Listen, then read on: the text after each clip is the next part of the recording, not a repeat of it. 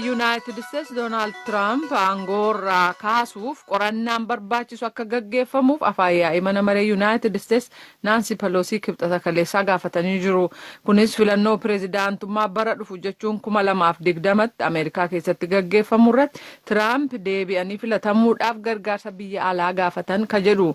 Miseensota mana maree keessaa Deemokiraatonni 173 yaada Pelosi kan deeggaran ta'uun beekameera. Kunis itti aanaa pireezidaantii Ameerikaa duraanii fi kan amma deemokiraatotaa irraa pireezidaantummaaf dhiyaachuuf dorgomaa jiran Joo Baadenii fi ilma isaanii kan ilaaleen Yuukireen akka dhiibbaa gootu Tiraamp gaafatan ega jedhamee booda gabaasaa Kaatiriin Gibson tujubee dhiyeessa. Yeroon kun yeroo pireezidaantummaa Tiraampiif yeroo murteessaadha. The House of Representatives moving forward with an official impeachment inquiry. Manni maree bakka bu'oota uummataa adeemsa sirnaa ka pireezidaantii itti aangoorraa buqqisuu dandeessisu qorannaa geggeessuuf jira. Koreewwan 6 qorannaa kana akka geggeessan ajajeera. Pireezidaantichi itti gaafatamuu qabu eenyuyyuu seeraan ol mitii jedhan. Kan kana dubbatan hooggantuu mana maree bakka bu'oota uummataa Nancy Pelosi turan. Trump pireezidaantii United States qorannaan aangoorraa buqqisuu isaan eeggatu isa arfaffaadha. Yukireeniif deeggarsa akka kennamu kan manni maree bakka bu'oota uummataa raggaasise tursuu isaaniillee hin haalle.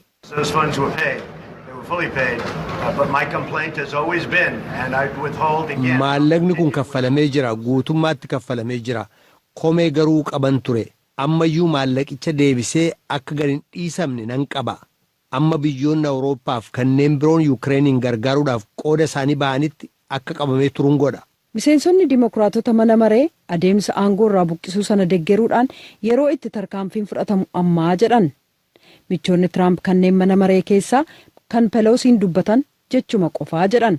Riippaabilikaantichi miseensa mana maree Kevin McCarthy akkas jedhu. She cannot unilaterally decide we're in an impeachment inquiry. Qofaa isaanii murteessuu hin danda'an nutis qorannaa aangoorraa buqqisuu sana keessa jirra. Kan isaan irra jedhan kan kanaan dura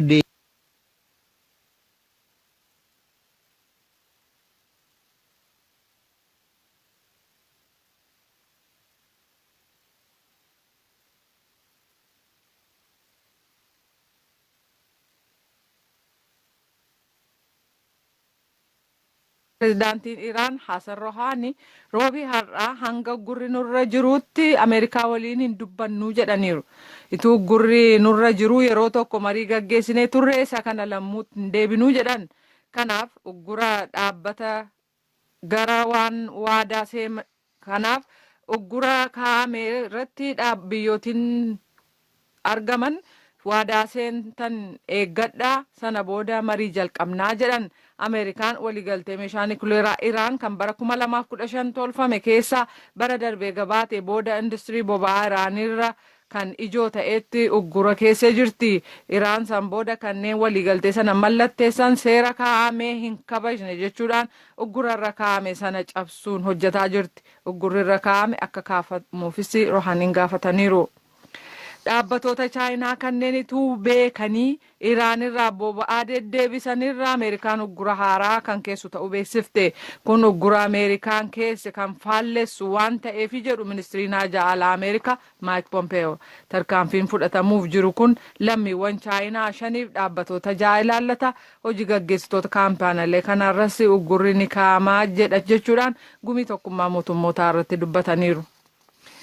United States biyya kamiin iyyuu waliin walitti bu'insa keessa seenuu hin feetu ka jedhan pireezidaant Tiraamp fedhii Ameerikaa eegsisuu irraa duubatti hin jedhu jechuudhaan kibxata kaleessaa dubbatan. Yoon pireezidaantummaaf irra deebi'ee filatame Ameerikaan doolaara tiriliyoona 2.5 waraana ishee deebistee ijaaruuf yoo laatte addunyaa irratti biyya humna guddaa qabdu taanaa jechuun Tiraamp hoogganoota addunyaaf ibsan. Akka humna kanaan hin gargaaramne garuu abdiin qabaa jedhaniiru. Biyya kamiin iyyuu waliin walitti bu'iinsa keessa seenuu hin feenu jechuun jabeessanii dubbataniiru. Hundumaa waliin nagaa wal ta'uu fi bu'aa walii qooddachuu feena akka jedhan Tiraamp garuu fedha Ameerikaa eegsisuuf duubatti hin deebi'u jechuudhaan gumii tokkummaa mootummootaaf dubbataniiru. Iraan quba kan qaban Tiraamp addunyaa irratti sodaa guddaa akka taatee fi biyya ofii ishee keessatti lammiiwwan ofii cunqursaa daangaa isheen alatti immoo walitti bu'insaaf shororkaa oofti ittiin jedhan. Hangi kun itti fufee jirutti United States uggurarra kaa'ame kaaftu jechuudhaanis jabeessanii dubbataniiru. Muummichi ministeeraa Biriteen Booris Johnson eegamanni muummichi murtii dabarsee booda siyaasa keessatti lubbuu dheerachuuf qabsaa'aa jiru. Manni murtii muummichi kibxata kaleessaa akka murteessetti muummeen ministeeraa gara jalqaba baatii fulbaanaa kanatti paarlaamaan hojii akka dhaabu hojiin paarlaamaa akka addaan citu gochuun isaanii seeraan alaa jedhee jira. Kana jechuun Johnson akka aangoo gadhiisaniif gaaffii dhiyaatu hammaachaa yeroo jiru kanatti seera tumtoonni Biriteen gara paarlaamaatti roobii har'aa deebi'uu jechuudha. Akka amma jirutti Biriteen baatii onkololeessa dhufu gaafa 31 gamtaa Awurooppaa keessaa akka baatu ta'us deemsi ba'uu kun rakkoon kabiraa isa mudataa jira. Abbootiin seeraa 11 kan mana murtii muummichaa hundumtu sagalee tokkoon faallaa Johnson murteessan aangoo mootummaa irratti murteessuu ka jedhu ture. Gara Afrikaatti yoo deebinu Rawaandaa keessatti sadarkaa hiyyuma jiru kan ilaaleen falmiin gaggeeffamaa jira. Mootummaan hiyyuma haala hin eegaminiin gadi bu'ee jira ka jedhu yoo ta'u uummanni garuu rakkoo keessa jira. Mootummaan akka jedhutti sadarkaan hiyyumaa bara 2007 harka 60 ture waggaa 10 booda jechuun bara 2017 keessa gara harka 34tti gadi bu'ee jedha. Garuu gaazexaan Financial Times akka gabaasetti maqaa pireezidaant Pool Kaagaamee ol kaasuuf jecha mootummaan lakkoofsa sadarkaa hiyyumaa gadi bu'aa jechuudhaan dubbataa jedha. Kanneen Kaagaameen garuu gabaasa Financial Times fudhatama dhabsiisan. Duguugamiinsa sanyii bara 1994 booda Ruwaandaan fooyya'insa gaarii argisiisuu ishee kan ibsan hayyuun waa'ee dinagdee kan baankii addunyaaf hojjetan waggoota darban 20 keessatti guddinni argame harka 7 ta'uu ibsan. Garuu biyyattiin waan hedduu hojjechuutu irraa eegamaa jedhanii bara 2014 hanga 2017tti hiyyuma hanqisuuf carraaqqiin godhame garuu xiqqoodha jedhaniiru. Oduudhuma Gaanaa keessatti haleellaa dubartootaaf shamarran irratti ga'aa jiru itti gaafatamummaa dhabuu isaa mormuudhaan magaalaa galma mootummaa Gaanaa Akraa keessatti har'a qabsaa'onni hiriiranii jiru. Oduun keenya kanuma.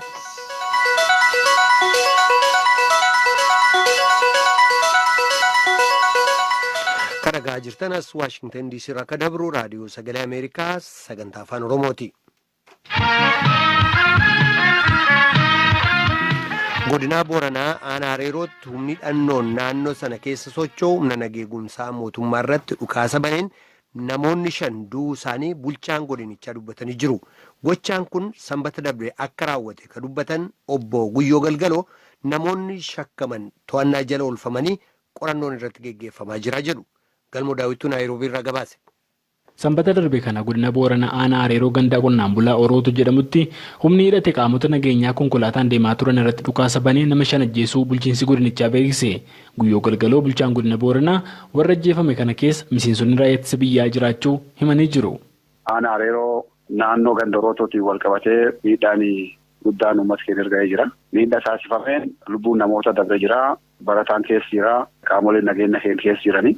Iddoo inni deemaa ture aanaa Hareeroo irraa gara aanaa Waacillee hojiidhaaf deema. Iddoo inni raawwatamu kana barataan namni keessa jiru barataa tokko jira. Kun nageenya keenyaaf polisii keessa jira. Humni keenya nageenya biroo keessa jirani. Raayyaa ittisa biyyaa kan keessa jira. Nagaa uummata eeguudhaaf ba'anii nagaa uummata biyya kana nagaa uummata aanaa kanaa ba'uudhaaf warra eeguudhaaf ba'a malee warra rakkoo biraa qabu miti. Miidhaan ammoo gubbaatti irraa godhame kan baay'ee suukanneessa ta'uu isaati. Kanaaf gochi godhame gochi baay'ee suukanneessa Oromoo birattis Itoophiyaa birattis fudhatama hin qabne gochi garaa jabeenyaa fi gocha badaa balaaleffatamuu qabu. Akkuma kaaftee dhugaadhaa gochi raawwatamee jira. Yerootti uummati Oromoo gamanaaf gama sejjee wal gaarrifatee uura bahee wal ajjeesee wal geeraree wal cabsuu miti silaa gizee namni yaaduu fi qabu walitti dhufee yaadu mo'attaadhaan injifannoo uummata Oromoo tissanii waan hanqatelle itti dabalan malee gizee wal ajjeesanii miti. Kun ta'ee osoo jiru humni kunini ooradii shiftaadhaa cuma yeroo godinaalee Gujii lamaanii fi asii godina keenyallee aanaalee hamsiin jeddaan ganda bulatee naannoo sanitti deddeebi'aa ture karaa irratti konkolaataa hojiidhaaf deemu irratti dhukaasi baname. Achi irratti dhukaasi baname lubbuun namoota 5 dabree jira. Warri kun humni nageenya keenya barattoonni keenya keessa jiranii. Obbo Guyyoon gochi wal fakkaatu kanaan dura aanaa Hareerootti ta'uusaa dubbatu. Kanaan duras ambulaansii irratti miidhaan duraan akka ga'e hin beektan fakkaata. Inni sun xiqqoo olee bubbulee jira. Gaafasas ambulaansii Ambulaansii jechuun maal akka inni ta'een beekamaa haadholee keenya baadiyyaa gandoota nu qabnu raasaa keessatti akka hin deemne toora tarsiima mootummaan bocee ambulaansii qabeen meeqa maallaqa beetan mootummaan hawaasa hirmaannaa uummata keenya bitatu gubuun karaatti ajjeesuun ilmaan Oromoo hojii misoomaatiif ba'an raasaa keessatti ajjeesuun qaqqabuun yaa'u naannoo sunti inni kun yeroo lammaadha. Kana to'achuufis keessumaa godinni Booranaa naannawa godinaalee Gujii Waldaangeessu maraa fi kallattii kaaninis haala nageenyaa to'achaati jira jedhu. Bakka rakkoon akkasii uumametti to'annoo jala ooluun waan gaaffii qabure. Abbaan barbaade kamillee taanaan namoota rakkoo uumanii hojii badii raawwataman keessatti hirmaannaa qaban seer mootummaatti seer jiruun kan laalaman ta'a jechuudha. Amma kan qulqullaa jiru kanuma. Lakkoofsa ammatti aduun beeknudha.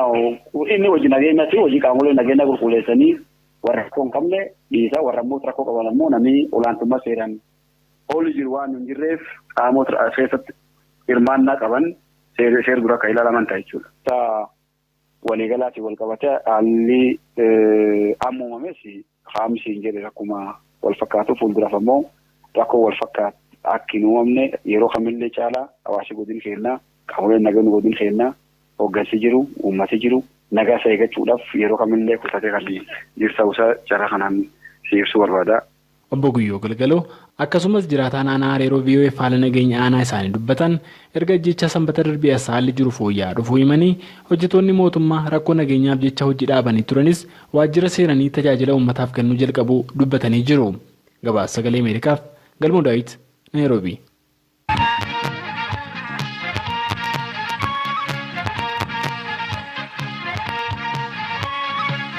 Gabaasaa itti ceena dhaggeeffatoota keenyaa waggaa dabre bara 2011 jechuudha akka lakkoofsa Itoophiyaatti naannolee adda addaa keessatti jeeqama uumame keessatti hirmaatan jechuudhaan kan shakke namoota 1,300 ol himannaa irratti dhiyeessuusaa abbaan alangaa federaalaa Itoophiyaa beeksisee jira.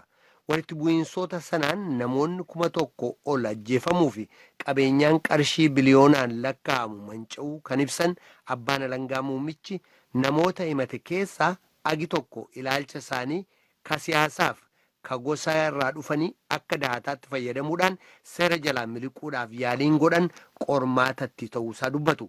Gabaasaa Habtaamuu Siyyum Tujubeetu dhiyeessa. Abbaan alangaa federaalaa waggaa darbe kana ilaalchisee ibsa kenneen barri 2011 bara itti manni lammiiwwan Itoophiyaa hedduun gaddaan itti dhahamee ture jedha.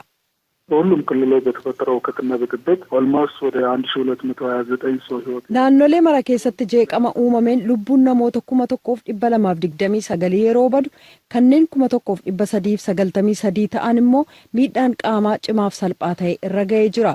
Uummati naannoo isaarraa buqqa'eera walumaa gala qabeenyaan hanga biliyoona 2tti tilmaamamu manca'eera jedhan. Itti gaafatamaan hariiroo uummataa abbaa alangaa federaalaa obbo Zinaabuu Tulluu raadiyoo Sagalee Ameerikaaf akka ibsanitti badiiwwan tuqaman kana raawwachuudhaan namoota shakkaman tarkaanfii seeraatti dhiyeessuun jalqabamee jira jedhan. Shakkamtoota 1,300 irratti himannaan banameera ka jedhan obbo Zinaabuun kanneen keessaa to'annaa jala kan oolan 645 ta'uu isaaniif kan hafan immoo akkasuma to'annaa jala oolanii murtiitti dhiyeessuuf waajjirri isaanii qulqulleeffataa jira jedhan. Yaaliin kun garuu qormaata ofiisaa qaba. Itti gaafatamaan kun akka jedhanitti ilaalcha siyaasa isaanii fi sabarraa dhufan kanneen dahata godhatan kanneen an saba kanarraa waanan ta'eef paartii siyaasaa isa kanarraa waanan ta'eef jechuun seera jalaa miliquudhaaf yaalan qormaata mudate keessaati jedhan. Adeemsa kana rakkisaa ka taasise kanneen kana keessatti hirmaatan keessaa caasaa mootummaa kanneen hoogganan waan keessa jiraniif jedhaniiru. Shakkamtoonni dhibbaan lakkaa'aman innaa qorannaan geggeessamu mirgi namooma isaanii utuu hin dhiitamin qoratamuu isaanii ilaalchiseellee gaaffiin dhiyaateefii jira. የዜጎች ሰብአዊ መብታቸውን የማክበር ህገ መንግስታችንን በግልጽ የሚያስቀምጣቸው mirga lammiiwwanii eeguun heerri keenyas ifatti waan lafa kaa'eef cimsanii naamusa karaa eegin raawwachuu Itoophiyaanis ka mallatteessite waliigaltee mirga namaa sadarkaa addunyaa gama kabajuutiin sochii bal'aa jalqabnee jirraa jedhan. Itti gaafatamaan hariiroo uummataa abbaa alangaa federaalaa obbo Zinaabuu Tulluu waggaa haaraatti shakkamtoota hafan to'annaa jala oolchuuf yaalii godhamaa jiru waliin wal qabate kanneen himannaan irratti dhiyaatee miliqan to'achuuf barnoota hawaasa hubachiisuu danda'u kennuuf karoorfamuusaa dubbataniiru jedha waahilli keenya Habtaamuu Siyyum.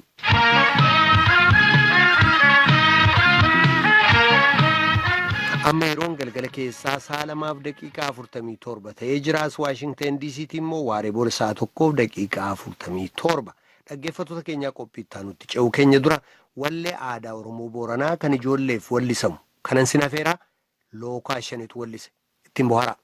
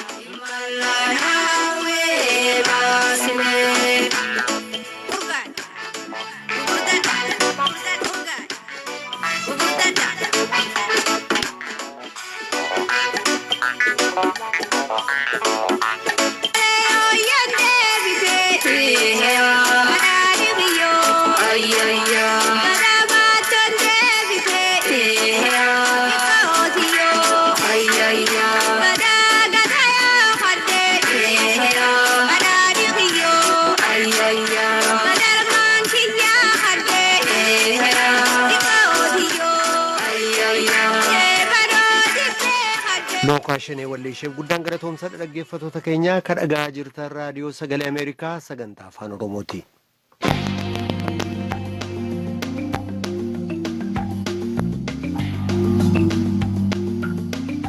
Waldaan kunuunsa daa'immaniif maanguddootaa Wallagga Lixaa magaalaa Gimbii maadheffate barattoota 300 ta'aniif dabtara qalamaaf uffata dambii mana barumsaa bituusaa beeksisee jira.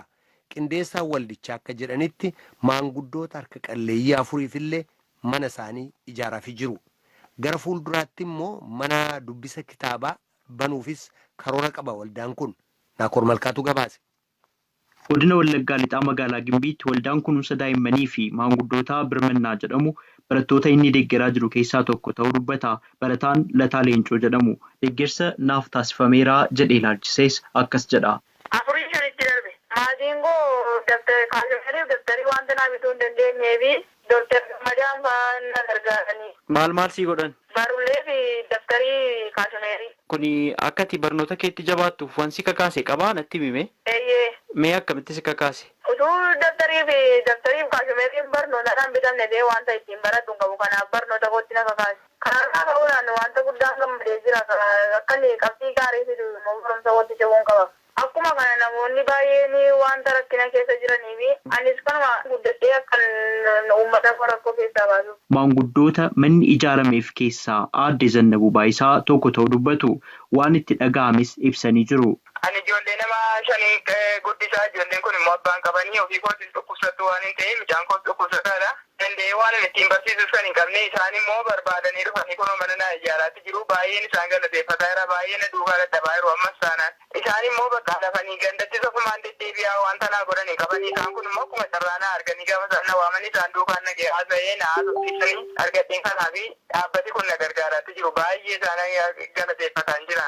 Baay'ee natti tolanaan garuu gafee isaanii barbaadanii kan firri koonan argine kan hundumtuu nan argine kan isaan barbaadanii arganii baay'een galateeffadhas baay'ee natti tolis haalli kun. Dhuguma kan mana naa ijaaran mitiitii manumayyuu nan arga jiree garaa kootti si yaanneen jechuudha. Maaliif namni bukkee dhaabatee na gargaaru jiru inni abbaa mana qabuyyuu baay'ee turfaata. Namootni yoo waan qabaniin wal gargaaran rakkinni hin jiraatu jechuunis dubbatan aadde Zannabuun. Dooktar Gammadaa Faqaaduu qindeessaa waldaa kunuunsa daa'immaniif maanguddootaa birmannaati. Yuunivarsiitii Wallaggaattis ni barsiisu. Waan waldaan isaanii hojjetaa jiru irratti waan jedhan qabu. Namni kallattii adda wal utubee barsiisee rakkoo keessa wal baasuu danda'a kan jedhu kaayyoo keessa gashuudhaan daa'imman harka qalleeyyii ta'an yookaan abbaa fi haadha kan hin qabne yookaan abbaa fi haadha iyyuu qabaatanii nama isaan deeggaru kan hin qabneef kaayyoon waldichaa inni guddaan isaanii barnootaa isaaniif guutuu kan akka barulee qalamaa irsaasii yookaan immoo wantoota uffata seeraa ta'an hunduma guunnee fi barattoonni kun jalqaba akka isaan barumsatti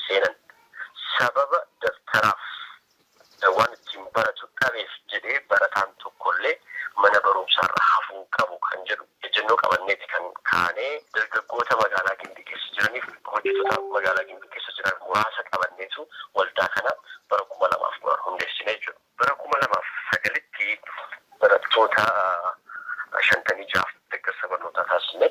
Bara 2010tti immoo barattoota 173 deeggarsa barnootaaf meeshaalee uffata seeraa binnee. Bara 2011tti immoo barattoota 273 bara 2012 almost amma gara barataa 300 gahaa jirra kan deeggaraa jirru. Mana haadhayyeessaa kan ta'an nama deeggaru kan qaban isaan kana immoo manni kan irratti jigee mana 4 adda baafannee mana 4 keessaa almost mana tokko guutummaatti amma finnee yeroo muraasa gidduutti itti dabarsinaa. Maddi galii keessan maali? Maalirraa argattu maallaqa ittiin gargaartan kana? Warra hundeessanii alatti immoo miseensi keenya gara nama 50 seeneera.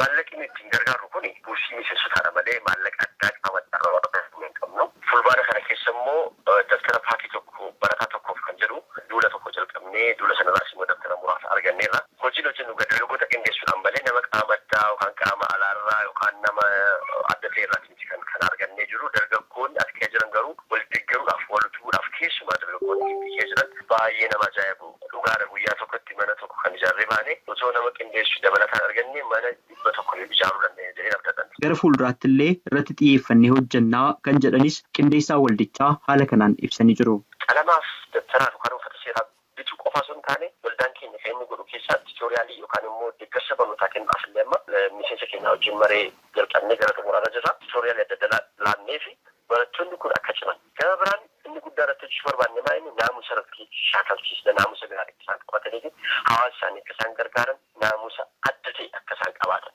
Naamusa namaaf birmachuu, waliif dhaabachuu, saba gargaaruu, seera kabajuu, aadaa kabajuu, duudhaa kabajuu irratti ijoolleen keenya ijoollee waldaan keenya gargaartu mallattoo addaa akka isheen taatu irratti hojjenna. Kanaan immoo koomna jedhamudha.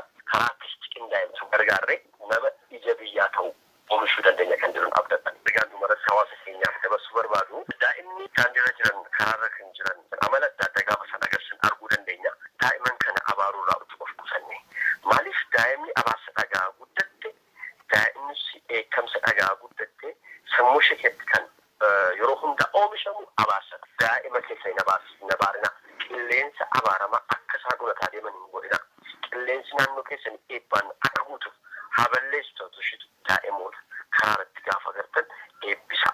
Wanti eebbaan ta'u biyyaafis safuufis gaarii waan ta'uuf yoo dadhabe gargaarsaan maallaqaan yoo dadhabe illee yoo xiqqaate eebbisee yoo darbe eebbisuun sammuu daa'ima kana keessatti iddoo guddaa qabaa jechuudha. Dhalattoota magaalaa Gimbii Ameerikaa jiraatan wajjin wal ta'uudhaan mana kitaabaa kan barattootni isaan deeggaran keessatti qayyabatanii fi dhimma naamusa isaanis itti hordofan akka banuudhaaf saganteessanii jiran kan isaan dubbatan. Raadiyoo Sagalee Ameerikaaf Naakur Malkaa Amborraa.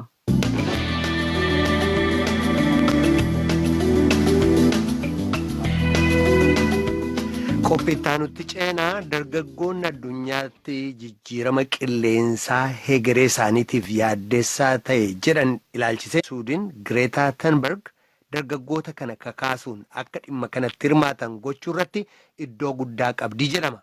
Gabaasaa Saaqib ul Islaam Tigist Gammeetuu Niiyork irraa gabaase.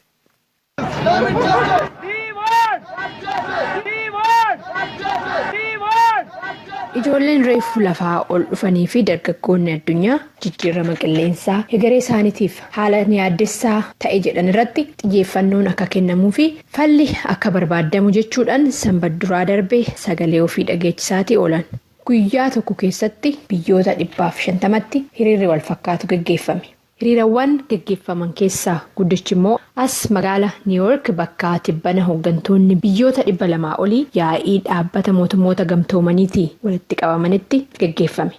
Walgahiin hooggantoota addunyaa odoon jalqabinis dura intalli waggaa 16 fi lammii Siwiidin taate anfaalama qilleensaa mormuudhaan beekamtu.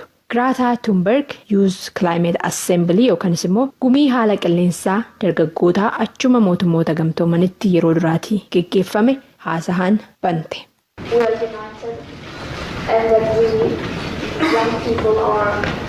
Tokkummaadhaan hojjenna. Nuyi dargaggoonni warra duubatti deebinuu miti. Namni nu dhaabu tokko hin jiru.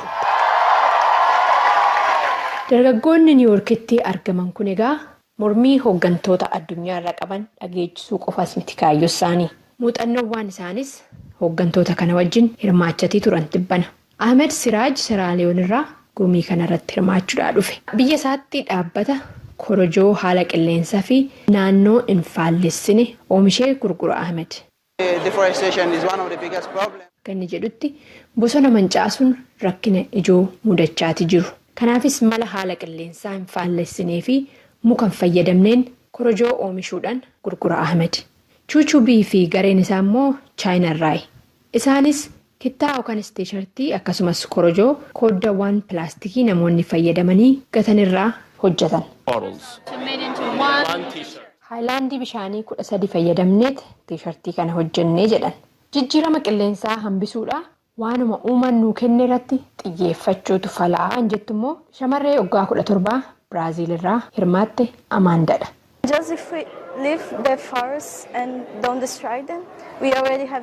Bosonatti tuttuqaa baay'isuu odoo dhiisnee suni mataa isaatiin bu'aa baay'ee qaba. Bosona kunuunsuutu fala'aa jette. Dargaggoonni kun mormii qaban dhiheessanii akkasumas immoo muuxannoo isaanii irratti hundaa'uudhaan hiikoo dhiheessuu dabalatee ergaa biraallee qabataniiti. Dhaabbata mootummoota gamtoomaniitti kan argaman. Dargaggoonni hegereedha. Kanuma jedhan. Hegereen keenya balaadhaaf saaxilameera. Saniifis amma murteen kennameetoo gara hojiitti akka seennamu gaafachaatii jirraa jedhan. Hirmaattuun hambiraan immoo akkana jette. There is literally no more time to think about it. We have the facts, we have the science, we have... Tarkaan yeroon teenyeetti yaadnu hin jiru. Hojiitti seenutu barbaachisaa. Dhugaa harkaa qabna. Saayinsiidhaan waan deeggarame qabna. Karoorri fala ta'us lafa jira. Amma murteessuudhaa fi hojiitti seenutu hafee jechuudhaan dhimmichi amma mariifachiisaa akka ta'ee fi xiyyeeffannoo akka barbaadu yaadachiiste. Karaa biraatiin qorannoon dhaabbata mootummoota gamtoomaniitiin hojjetamee fi torbaan kana baha jedhamee eeggamu faalamni qilleensatii fi ho'i hammaataan addunyaa mudate dhiibbaa galaana akkasumas walumaa gala ardii tanarratti geessisaati jiru agarsiisaa jedhamee eeggama. Haa ta'u malee bulchiinsi pireezidaantii Yuunaayitid Isteetsi Doonaald Tiraamp ho'i addunyaa dabalaa jiraachuus ta'ee saniif namni sababa ta'uusaa ija shakkiitiin laalaa jedha gabaasni Saaqib ul Islaam Niiwuork irraa. raadiyoon sagalee ameerikaa galgala keessaa sa'a 2 walakkaa jalqabee haga sa'a 3 meetir baandii 1925 irratti sagantaa dabarsu kanarraa asumaan raawwata. Qophii boruutii walitti deebina. Nagaatti bulaa dhaggeeffattoota keenya amma sagantaa afaan amaaraatu itti fufa.